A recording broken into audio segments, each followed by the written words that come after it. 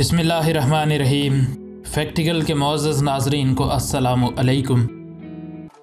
नाज़रीन गिरामी, यकीनन ऐसी कहानियों के बारे में आपने सुन रखा होगा जिनमें जादूगर अपने जादू के ज़ोर से लोगों को पत्थर का बना देते थे। यकीनन ये एक मन घड़त बात है और इसका हकीकत से कोई वास्ता नहीं है, और ऐसा कोई शख्स नहीं रहा जो महज जादू के ज़ोर से ही पत्थर का बन गया हो।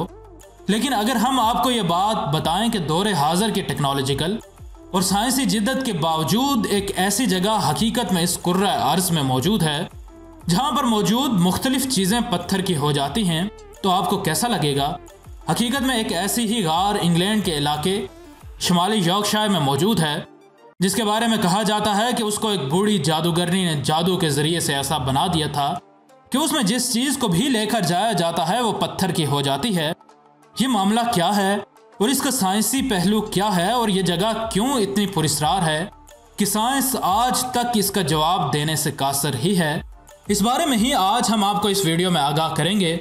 लेकिन इससे पहले कि वीडियो को मज़ीद आगे बढ़ाया जाए, अगर आप उर्दू डॉक्यूमेंट्री के नए नाजरीन में से हैं तो हमारे चैनल को सब्सक्राइब कर लें और सब्सक्राइब के बटन के साथ घंटी के निशान को दबाना ना भूलें ताकि हमारी हर नई आने वाली वीडियो तसलसल व तवातुर के साथ आपको मौसूल होती रहे।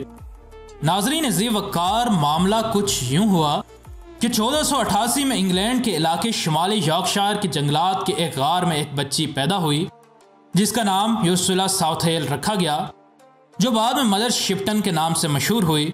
ये बच्ची शक्ल में इंतहाई बदसूरत थी और जैसे जैसे उसकी उम्र बढ़ती गई उसकी शक्ल इतनी खौफनाक होती गई कि हर कोई ही उससे खौफ खाता था। बाद में इस औरत के बारे में यह भी कहा जाने लगा कि यह एक चुड़ैल है या फिर जादूगरनी है, और इसने अपनी ज़िंदगी में मुस्तकबिल के बारे में कई तरह की पेशगोइयाँ भी की हैं जिन्हें कुछ लोग मानते हैं और कुछ लोग उनका इनकार करते हैं। मदर शिप्टन खैर जैसे तैसे अपनी ज़िंदगी गुजार कर 1561 में इस जहान फ़ानी से रुखसत हुई, लेकिन अपने पीछे एक पुरस्कार राज छोड़ गई, और वो राज था वो गार जिसमें यह औरत पैदा हुई। इस गार को देखा जाए तो ऐसा लगता है कि यह कोई आम सी गार है जिसके ऊपर से पानी एक आबशार की शक्ल में गिरता है, लेकिन यह गार खौफनाक तब लगती है जब इस गार के सामने पड़ी वो इंसानी इस्तेमाल की चीज़ें नज़र आती हैं जो कि पत्थर की बनी हैं, तो इंसान के रोंगटे खड़े हो जाते हैं।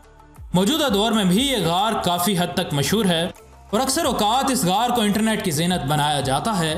लेकिन इस गार का एक अच्छा पहलू ये है कि मासवाए किसी चीज़ को पत्थर का बनाने के और कोई नुकसान इस गार की सैर करने वालों को नहीं होता।